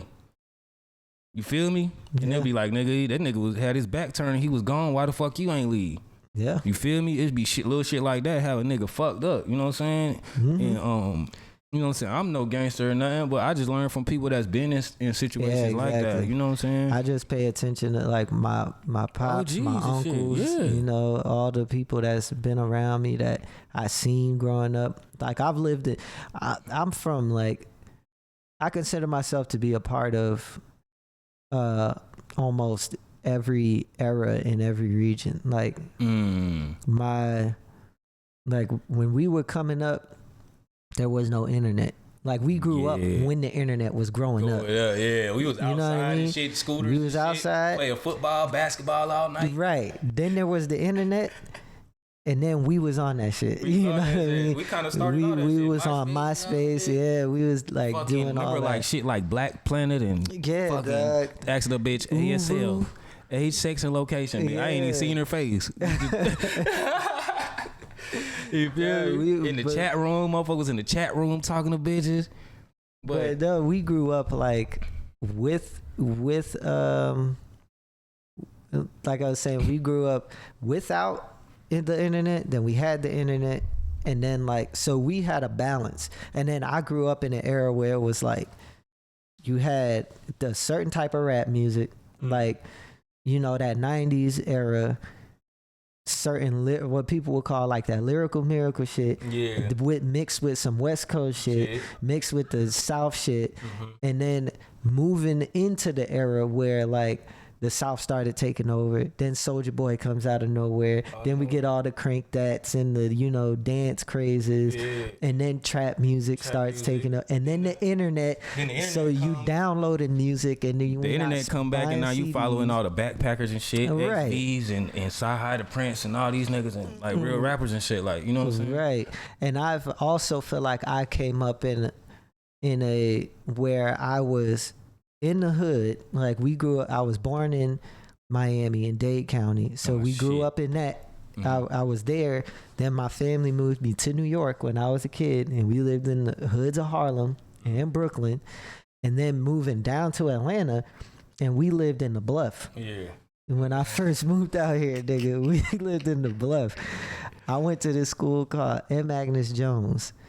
And then from there we moved to the suburbs.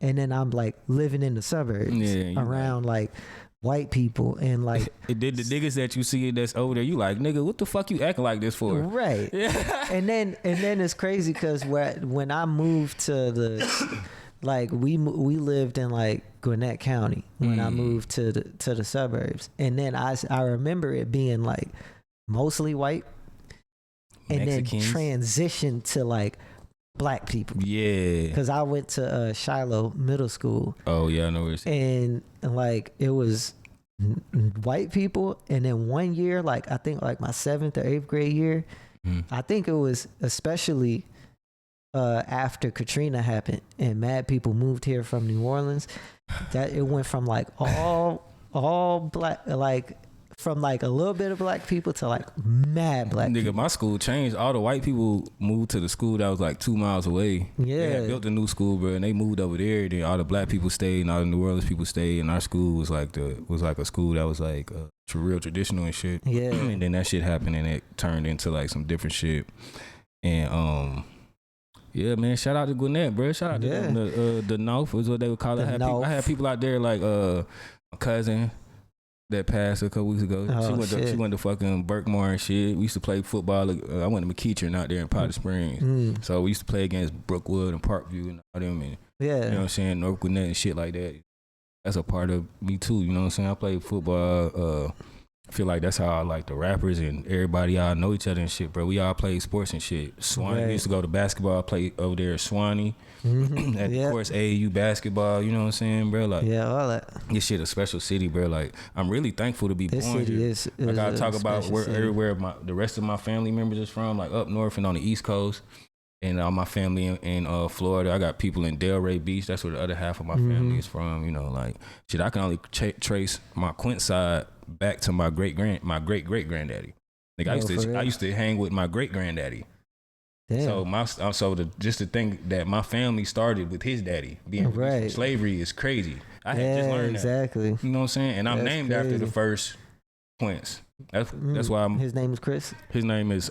I'm not gonna say his name because it's like one of my middle names. Oh, but nigga, steal my identity. They know all my names. Nigga, put all that shit together. All they need is my birthday, nigga. But you see what I'm saying? Like I'm like, damn. So, but it was like shit. He get out of slavery.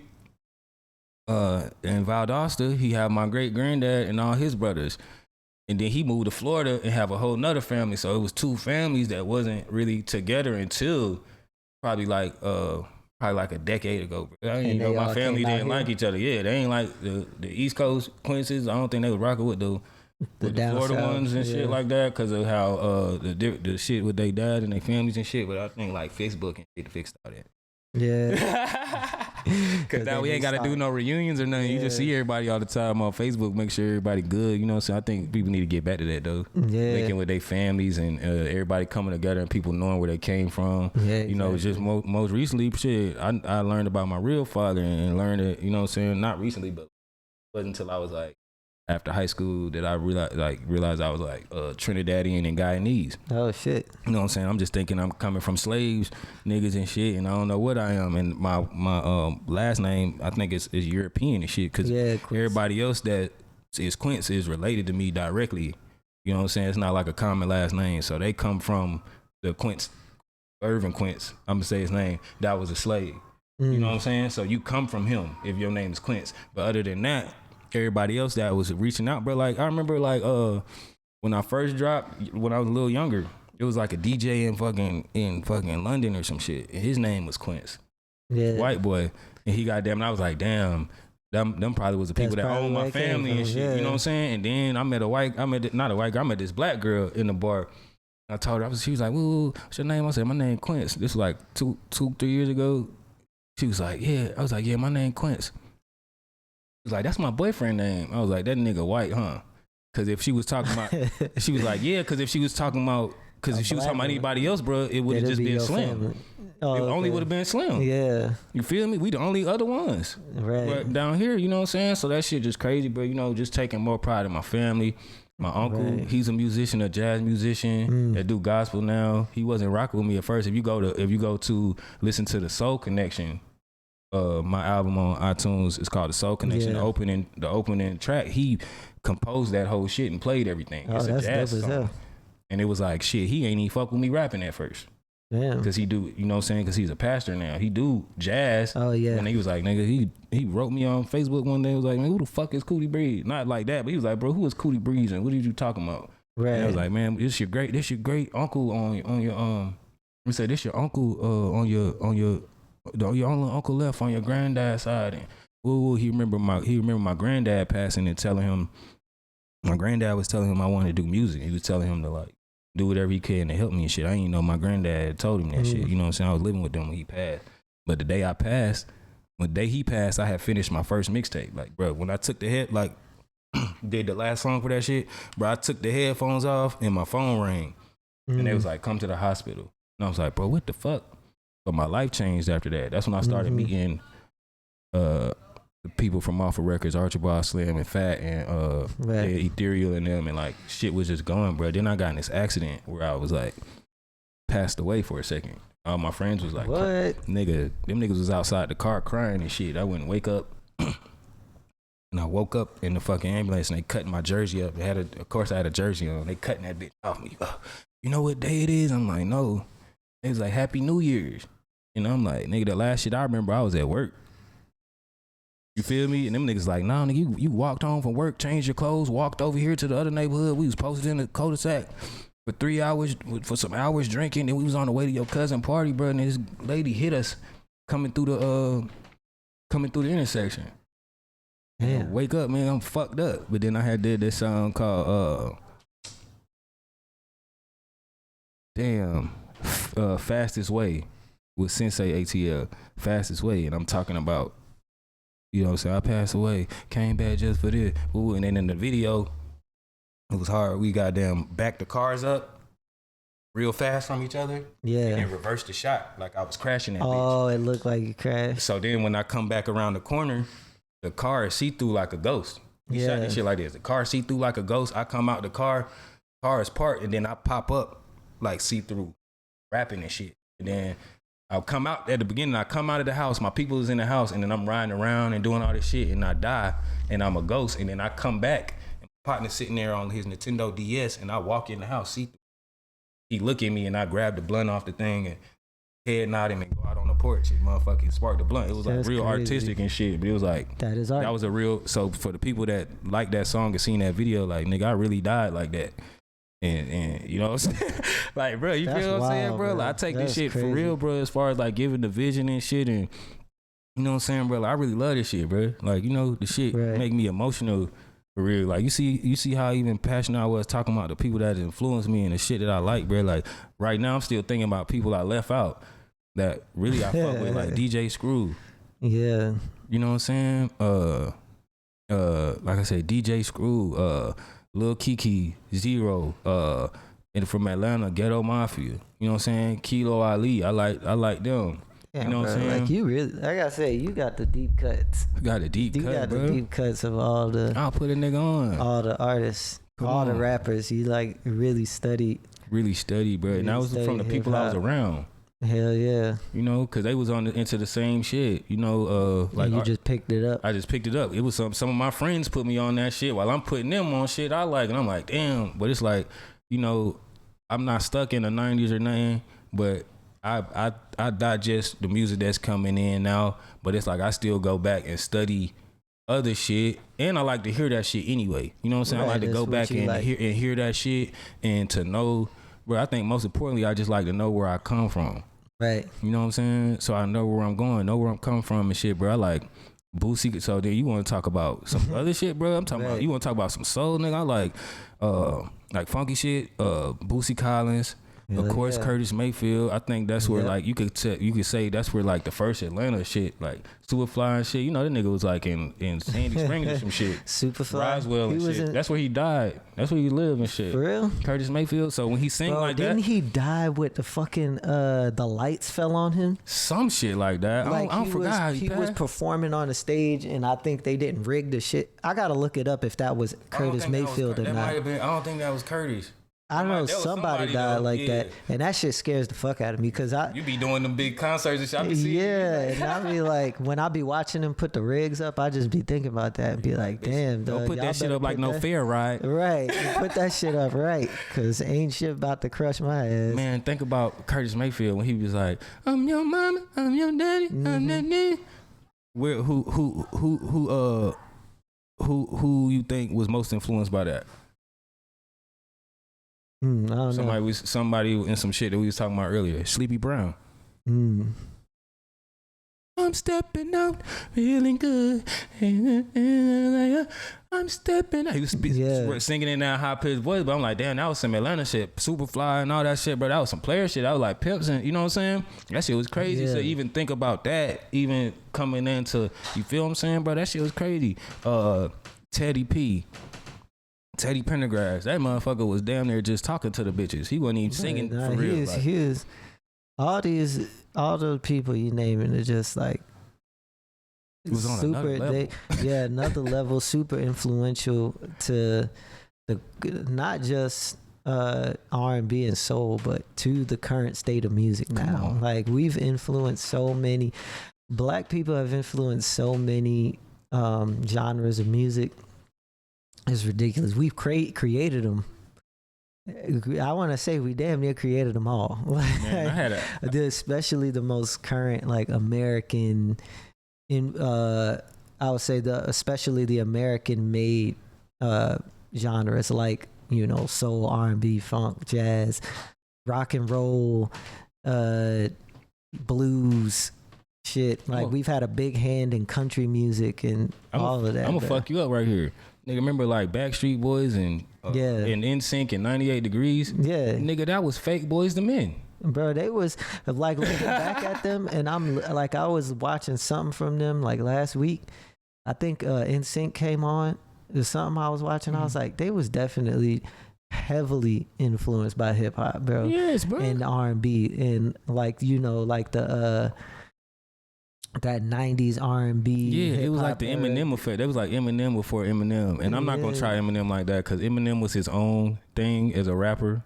I just don't really fuck but with just as far as him taking those culture and shit, part of the and culture, giving it to white people. And giving it to white people because they die on that hill. They like, nigga, ain't nobody Yeah. fucking with Eminem, motherfucker. That I'm like, man, you Right. got way too many napkins. Napkins. You know what I'm saying? Harrison, Florida. Fucking Mark Wahlberg. Good vibration. I wonder if he do that shit still. I don't know. He probably get fucking blackout drunk and be like, he turned that shit on in the house. Marky Mark, nigga. Yeah, bitch. He talking to his son, nigga. You know the fuck I'm is, nigga. Marky Mark. That nigga racist. I bet, probably is. I think Boston people are like, they got this little tinge of he said a little going on. Nigga, nobody fuck with. That's why they said. That's why Porzingis go hard now. You know, we ain't really heard from him since he been in New York. Yeah. Like, they said he put that Celtic green on that white skin and turned up. Celtic green on his white body and went crazy. Remember Scalabrini? Yeah. Like, that's crazy. Yo, Larry Bird. Bro, I'm just remembering this, and this is like totally off topic. Like, I remember when we worked at Amazon. Like, I mean, first off, the way you got fired was crazy because they thought you was stealing. You know I wasn't stealing, right? No. But I feel like Red, hey y'all, I was not stealing. None of the shit that they thought I stole. It was niggas stealing. No, it was definitely niggas stealing. Yo, do you know that some of the people from that too, from Amazon, got arrested because they were stealing millions of fucking dollars worth of stuff? That mean they were stealing everything every day. Dog, I forgot who the names of the. It was these. Like, we knew them too. It was like 2 girls. It was like 3 people, and they was stealing mad stuff, and they was just like adjusting the numbers in the system, and they got stole millions of dollars worth of stuff. Niggas was riding in a Urus.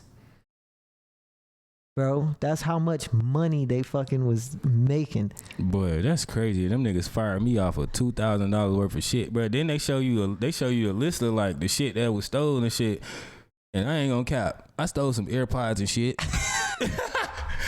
But when that nigga showed, supposed to admit that shit. Yeah, look. But when that nigga showed me the list, I'm like, bitch, what I'm gonna do with some body lotion and a fucking electric massager? You know, it be them packages that either are missing or they don't put it on your route, man, and then you just bring it back to the warehouse.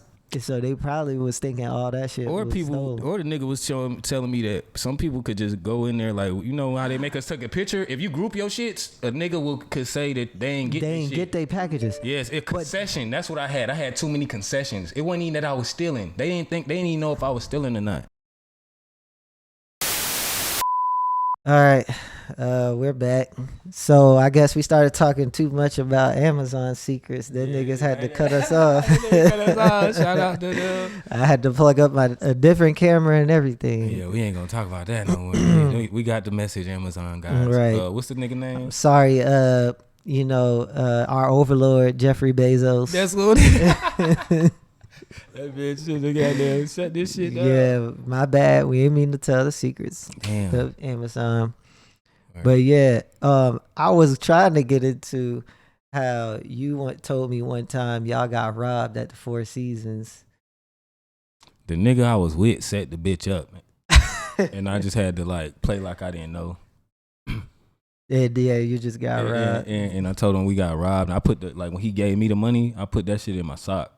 Yeah, like in my shoe, in my sock, and then when the detectives and shit pulled up and like split us up and made us like, and my phone was off. This is my first day of work. I'm coming from like no phone, no money, no shit. So when the fucking manager pulled up, he telling the detectives like, there's no way he would have knew anything to do this shit. And I'm like, yeah, I'm not even from over here. I'm way across town and woo. No, they going in my phone, bro. They done went in this nigga phone, called the numbers of the niggas that he did the deal with in the thing. And they done goddamn picked them up.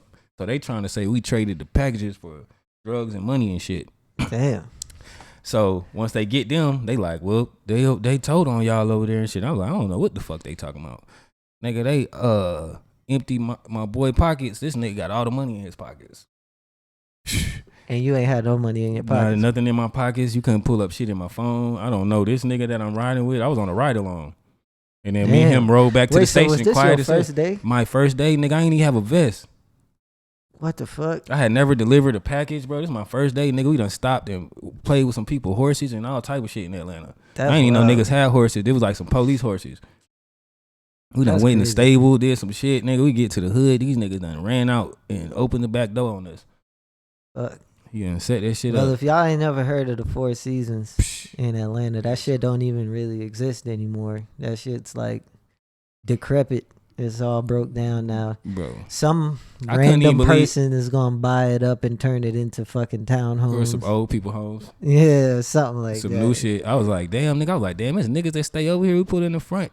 Man, that shit was crazy. Yeah, And it nigga was, said, it I'll was give tough. y'all. He said, I'll give y'all 5 racks for everything right now. Ooh, nigga, we only had like 4 tote bags left on that bitch. For real? Yeah, nigga said they gave me $200. So I was like, that nigga probably only gave that nigga like $400-$500. But Right. these niggas about to be mad because you know in the totes it just be fucking envelopes and shit in there and little It boxes. don't even really be nothing in there. Don't be shit in there. You get like some lotion. Some- you might get some AirPods. You might get or some fake headphones AirPods. or Yeah. something. Yeah, They don't be you get the AirPods. Chinese AirPods. Yeah, they don't be AirPods. They just come in a little case, nigga. Right. They just ain't got no cord on them. Right, exactly. But anyway, we gonna wrap it up. Yeah, man. Because Jeffrey Bezos getting mad. Let me we tell everybody telling where they could. secrets that niggas was stealing millions of dollars. You want me to tell everybody where they could find me at? Yeah, man. Like, talk about where they could find your previous projects and your socials and all that. So my previous projects and all my music out before Blizzard is on Spotify, iTunes, shit everywhere. But type in COODIE Breeze, COODIE BREEZE. You know what I'm saying? And then on social media, on Twitter and fucking I guess X, what we call it now. That shit be sounding like X. some porn shit. Yeah. I still call it Twitter. Right. Oh, it do be sounding like X and goddamn on Instagram, you can follow me on at Fila Coodie, like Forever I Love Atlanta. FILACOODIE, Fila Coodie, not Fela Coodie. not Coodie. the Not African. Yeah, not the legend. Yeah, the African Afrobeat. Hey, come on, man. His shit was musician. funk. Yeah, that shit was sounding like was- more funk. That shit was sounding like the funk we was hearing from James Brown and shit. We about to get right back into the shit we talked about before. Let's get Right. Yeah, We got Fila Coodie, man. That shit crazy too. But yeah, Fila Coodie, you can follow me on there. Blizzard. If you want to get one of these, or you want me to send it to you, you could just DM me on those, and I can send you a copy of Blizzard, and you can donate whatever you want. You know what I'm saying? Send me $5-$10. You know what I'm saying? But more than likely, I'll just give it to you. But eventually, we're gonna move to don't short play this, man. Give them some, a good offer for one of these. Oh man, buy me a beer, some shit. Yeah. We're gonna move forward. Like when we move on from these, it's gonna be in a CD case, but a slot for the. Okay. Have you ever seen that before? Yeah. So that's what we're gonna do next. Moving on from here, and then just be on the lookout for Blizzard. Shout out to Cannon, IRL Cannon. Like I said, the producer. Follow him at IRL Cannon, and then be on the lookout for Show 'Em Why You Shine by me and Archibald Slim. I promise you, that's gonna be the one that fuck him up. Hell know what I'm saying? yeah, So- be on the lookout. Also, I just also released some music. I'm releasing an EP called All on My Phone. I Ooh. literally recorded everything on my phone. I made the tracks on my phone. So be on the lookout for all of that. Bro, that's crazy. The first song I dropped is out now. It's called Baby Come On. Y'all go stream that. And Yeah, my boy be singing. Y'all ain't even know. Look, and you know what, bro? It don't be people that be trying to like do that no more and write songs like that no more. Everybody Yeah. want to goddamn be a rapper. Even people that should be singing and shit. Mhm. You know what I'm saying? That shit one day shit to be hip hopping in street. Like y'all niggas is not Chris Brown. Chris Brown was straight cocaine smack a nigga on the block. You know what I'm saying? And a bitch. And sing to his bitch and smack a bitch. Exactly. Shout out to when he had them bitches hostage and Ray J had to come save him. That had to when Frank Ocean pretty much beat his ass at the studio that one time. And who else smacked him? Remember when Drake got smacked up and tried to run back in the club? Yeah. Bro smacked him over 0 to 100. He had so many problems during that Quentin Miller Yeah, era, it was- nigga. That shit was crazy. It was crazy. But anyways, y'all, peace out, man. out, man. Share this shit, And all my friends follow Parrish and check out his music too, yeah, man. For spread the sure. word for the podcast for all the people that's been on. Follow Sure. their shit, follow and listen to their music. Let's support some real artists because I'm bringing nothing but real artists Come on on, here. man. And, we're just trying to spread the word. Word. So, Appreciate y'all. Appreciate Peace. you, man. for sure. For sure. Baby, I see it. Your eyes are telling me your secrets. Communications, that's some shit you get degrees in. So why we think that it will always be so easy? Believe me, patience is the virtue that we need in. Cause turbulence can make a ship feel like it's sinking. We building a dream team, and as small as it may seem, a seed is all it needs to be a tree. So baby, baby, come on, come on, come on, yeah. Baby, baby, come on, come on, come on. Say, baby, baby, come on, come on, come on, yeah. Say, baby, baby, come on, come on, come on, yeah. Come on, yeah. Baby, let's focus. The right conditions.